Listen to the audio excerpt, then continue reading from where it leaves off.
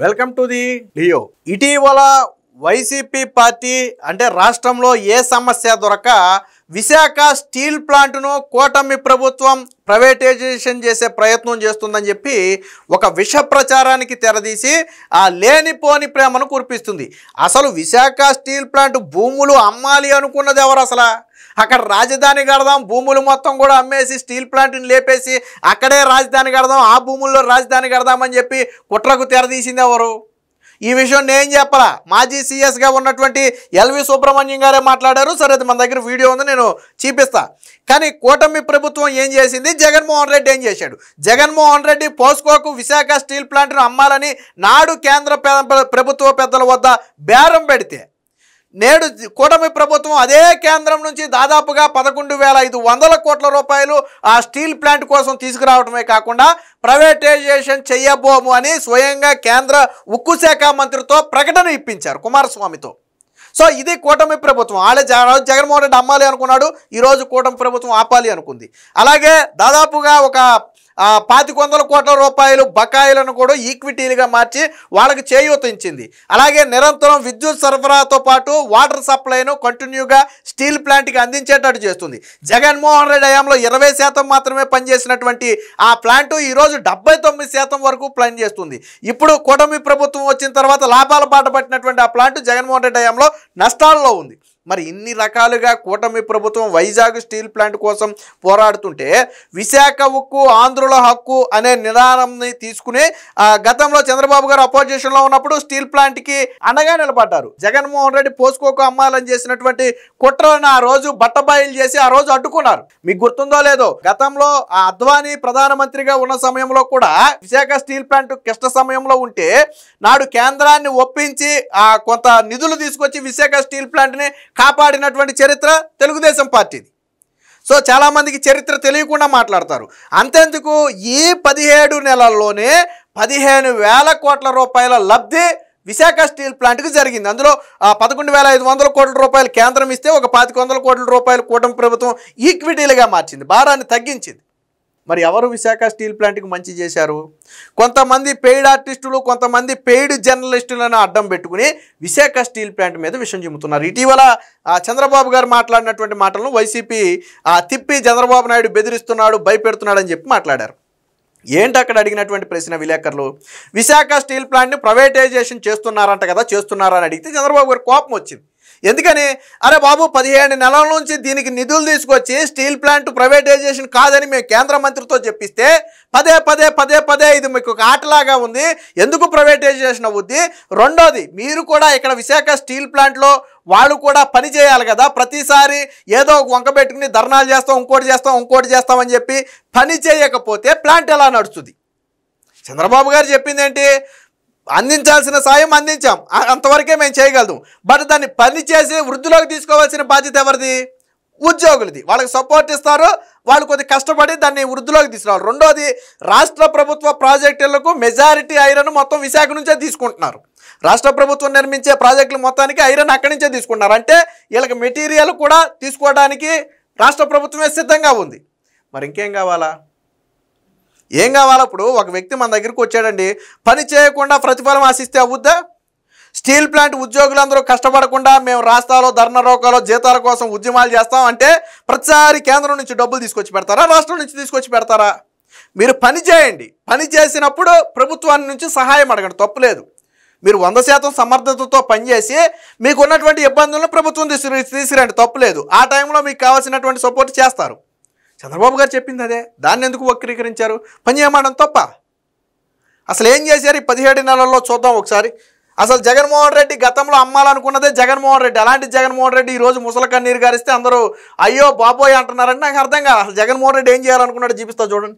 ఏనండి ఒకసారి మాజీ సీఎస్ ఎల్వి సుబ్రహ్మణ్యం. పరిపాలన గాడి తప్పుతున్నది అని నాకు అనుమానం వచ్చినప్పుడు ఇంకా లాభం లేదనే దృష్టితో చెప్పడానికి ప్రయత్నం చేసేవాడు చాలా సందర్భాల్లో. అవన్నీ వాళ్ళ ఉటంకిస్తే బాగుండదేమో. కానీ అధికారులు కూడా ఇందాక ఇక్బాల్ గారు చెప్పినట్టుగా వారి చుట్టూతా చేరిన వాళ్ళు కూడా ఎవరికి ధైర్యంగా చెప్పే ఒక అవకాశమే లేదు. వాళ్ళు ధైర్యం కూడా చేసేవాళ్ళు కాదు. పైపెచ్చు ఆయన చెప్పిన దానికి ఎవరైతే తలాడిస్తున్నాడో అతనే చాలా మోస్ట్ ఎఫిషియెంట్ ఆఫీసర్ అని ఆయన భావించేవాడు.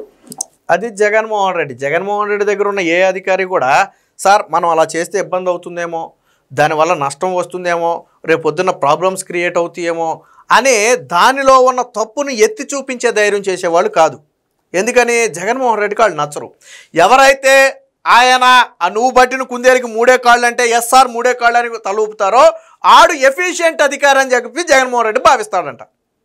అంటే జగన్మోహన్ రెడ్డి చెప్పిన దానికి తలూపితేనే ఎఫిషియెంట్ అధికారి, కాదు సార్ అలా చేస్తే తప్పు అని చెప్తే వాడికి ఏమీ తెలియదు జగన్మోహన్ రెడ్డి దృష్టిలో. కాబట్టి అధికారులు కూడా మనకెందుకు వచ్చింది తలనొప్పి, ఆయనతో మాట్లాడి ఆయనకి మనం ఎదురు చెప్పి ఆయన మన మీద ఆగ్రహించి తీసుకెళ్ళి ఆడో ఈడ్చి కొడితే మనకెందుకు తలనొప్పి అని ఆయన ఏది చెప్తే అది ఎస్ సార్, రైట్ సార్, మీరు సూపర్ సార్, అధికారులు కూడా భజన అనమాట. అదే జరిగింది వైసీపీ హయాంలో. ఓకే, సో ఎవరైనా ఇప్పుడు ఆయన ఒక సందర్భంలో చాలా చాలా భయంకరమైన ఆలోచన ఒకసారి ఆయన చెప్పాడు. ఏనండి ఒకసారి వినంగానే అసలు షాక్ అయిపోయారు. విశాఖపట్నంలో ఉన్న స్టీల్ ప్లాంట్ని తీసేసి అక్కడ క్యాపిటల్ సిటీ కడదామన్నాడు ఆయన. అసలు ఏమిటి ఆలోచన, అసలు మనం ఎవరు ఊహించలేమండి. నేను షాక్ అయిపోయాను. నేను వాదించాను ఆయనతో, వాదిస్తుంటే నాకు తిరస్కరించాడు ఆయన. ఏమిటి నువ్వు ఇలా మాట్లాడతావండి నాతో అన్నాడు. ఏంటి అసలు ఏంటన్నా నువ్వు ఇలా మాట్లాడతావేంటన్నా, నీతో వచ్చిన సమస్య ఇదే అన్నా, ఇలా మాట్లాడుతున్నాడు ఆయన. అంటే ఇప్పుడు ఇలాంటి ఆలోచన ఉన్న వ్యక్తి అసలు అలాంటి పదవికి అర్హుడు కానే కాదండి. విన్నారు కదా, ఈయన ఎవరో తెలుసా, ఎల్వి సుబ్రహ్మణ్యం. జగన్మోహన్ రెడ్డి కావాలని దగ్గర పెట్టుకున్నటువంటి వ్యక్తి. సరే అంతకుముందు జరిగిన ఎన్నికల్లో ఏదో చంద్రబాబు గారు సీఎంగా ఉన్న సమయంలో ఏదో ఈయన యాంటీ అయ్యాడు, సరే అదంతా పక్కన పెడదాం.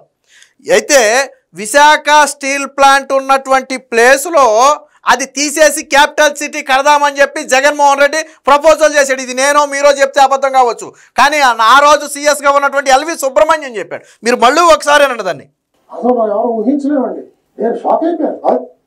విశాఖపట్నంలో ఉన్న స్టీల్ ప్లాంట్ తీసేసి అక్కడ క్యాపిటల్ సిటీ కడదామన్నాడు. అసలు ఏమిటి ఆలోచన, అసలు మనం ఎవరు ఊహించలేమండి. అది అంటే విశాఖ స్టీల్ ప్లాంట్ను అమ్మేయాలి అనుకున్నది ఎవరు, అక్కడ తీసేయటం అంటే ఏంటి, దాన్ని అమ్మేయటం, దాన్ని పూర్తిగా అక్కడ నుంచి తప్పించి ఆ భూముల్లో క్యాపిటల్ కట్టాలి అనే ఒక సంకుచితమైనటువంటి ఒక భయంకరమైన, ఇందాక ఆయన చెప్పినట్టుగా ఒక భయానకమైనటువంటి నిర్ణయం. అది వినగానే మనకి ఉలిక్కిపాటు వస్తుంది. విశాఖ స్టీల్ ప్లాంట్ తీసేయడం ఏంద్రా బాబు అని చెప్పి ఉలిక్కిపాటు వస్తుంది. ఎందుకంటే దాని భూముల మీద జగన్మోహన్ రెడ్డి కొన్ను ఉంది. సో అక్కడ క్యాపిటల్ సిటీ కడదామన్నాడంట. మరి ఇప్పుడు చెప్పండి, విశాఖ ఉక్కుకి విశాఖ స్టీల్ ప్లాంట్కి వెన్నుపోటు పొడవాలని చూసింది ఎవరు? ఇది నేను చెప్పలా, ఎల్వి సుబ్రహ్మణ్యం. నాడు చీఫ్ సెక్రటరీగా రాష్ట్ర ప్రభుత్వంలో అత్యున్నత అధికారిగా ఉన్నటువంటి ఎల్వి సుబ్రహ్మణ్యం చెప్పినటువంటి మాట.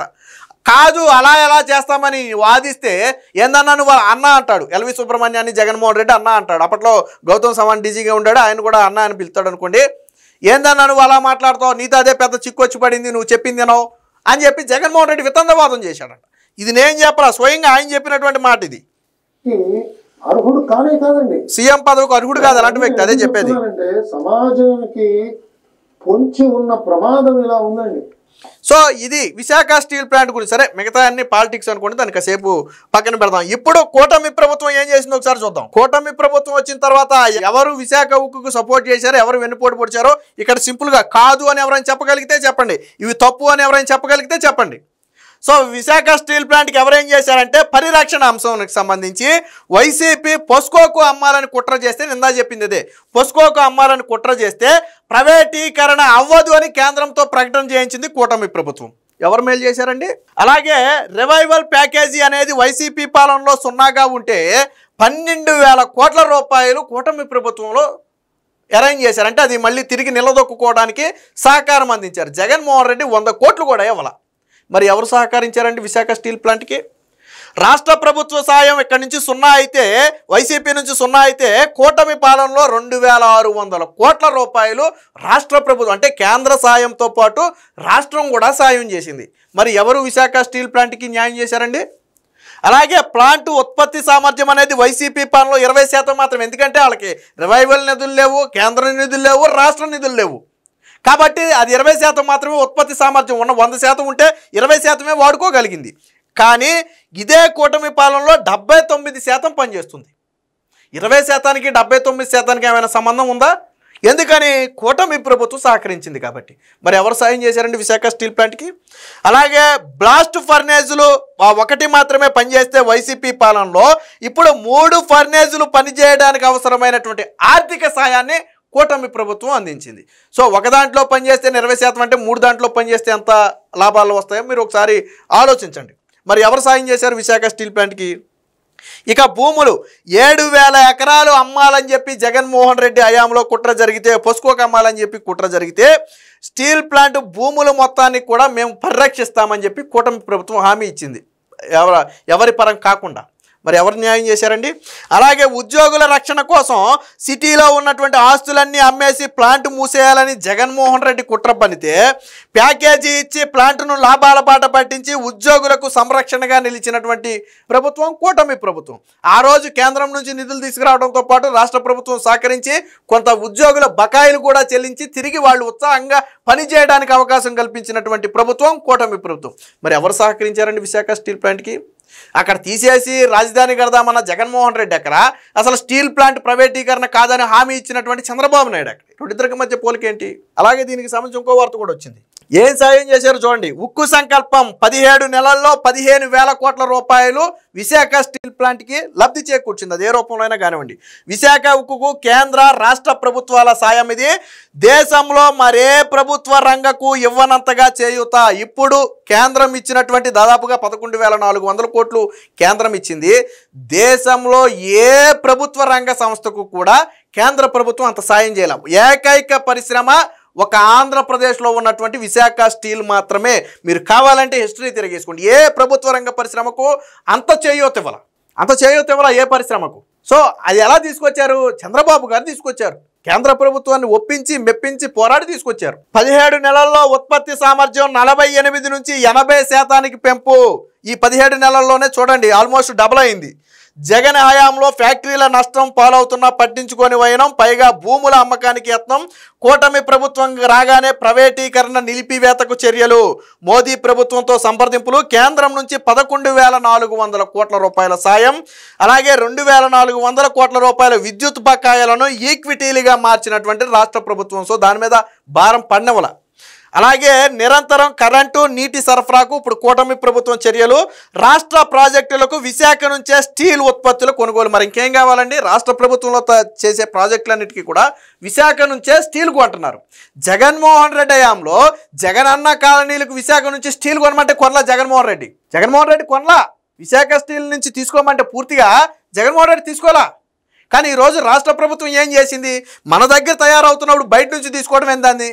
కాబట్టి విశాఖ నుంచే కొంటున్నారు. మరి దీనివల్ల మీకు లాభాలే కదా, కంపెనీకి లాభాలే కదా, ఉత్పత్తి అమ్ముడవుతున్నప్పుడు లాభాలే కదా. సో రాష్ట్ర ప్రభుత్వం ఆసాయం కూడా చేసింది. ఎంత చేస్తున్న వైసీపీ విష ప్రచారాలు, కార్మికుల జీవితాలతో ఆ చెలగాటం. నేను అదే చెప్పేది, జగన్మోహన్ రెడ్డికి టాపిక్లన్నీ అయిపోయినాయి. సో అందుకని విశాఖ ఉక్కును పట్టుకున్నాడు. నిజంగా విశాఖ ఉక్కు ప్రైవేటీకరణ జరిగితే, లేదు జరగడానికి చర్యలు తీసుకుంటుంటే ఎస్ మనందరం ఖండిద్దాం. బట్ కేంద్ర మంత్రితో విశాఖ ఉక్కు ప్రైవేటీకరణ కాదని చెప్పించడంతో పాటు అదే కేంద్రం నుంచి నిధులు తీసుకువస్తే దీన్ని ఎలా రాద్ధాంతం చేయాలని చూస్తారు? దీనికి సోకాల్డ్ మేధావులు, సోకాల్డ్ జర్నలిస్టులు లేదా రకరకాల పేర్లు పెట్టుకున్నటువంటి వాళ్ళందరూ కూడా విశాఖకి ఏదో జరిగిపోతుందని చెప్పి మాట్లాడటం. ఇలా విశాఖ మీద విషయం కక్కే వీళ్ళు విశాఖకు వచ్చినటువంటి గూగుల్ డేటా సెంటర్ గురించి కానీ, విశాఖకు వచ్చినటువంటి టీసీఎస్ గురించి కానీ, విశాఖకు వచ్చినటువంటి బ్రూక్ఫీల్డ్ గురించి కానీ, విశాఖకు వచ్చినటువంటి ఆదాని గురించి కానీ, విశాఖకు వచ్చినటువంటి రిలయన్స్ గురించి కానీ ఎందుకు మాట్లాడరు? పెట్టుబడులు వచ్చినాయి కదా, దాని గురించి ఎందుకు మాట్లాడరు అంటే విషం చెమ్మటం వీళ్ళ నైజం. విశాఖ స్టీల్ ప్లాంట్ మీద మొదటి నుంచి వైసీపీ విషం చిమ్ముతుంది. అసలు విశాఖ స్టీల్ ప్లాంట్ మొత్తాన్ని కూడా కోకటి వేళ్లతో సహా పెకలించాలని చూసిందే జగన్మోహన్ రెడ్డి. దాన్ని అడ్డుకున్నదే నాడు చంద్రబాబు నాయుడు. ఈరోజు గవర్నమెంట్లోకి వచ్చిన తర్వాత కూడా భరోసా కొనసాగించారు. కాబట్టి ఎప్పటికైనా విశాఖ స్టీల్ ప్లాంట్ మీద వైసీపీ చేస్తున్నటువంటి దుష్ప్రచారాలను నమ్మొద్దని చెప్పి ప్రజలందరికీ మనవి. Please subscribe to Leo news for more videos.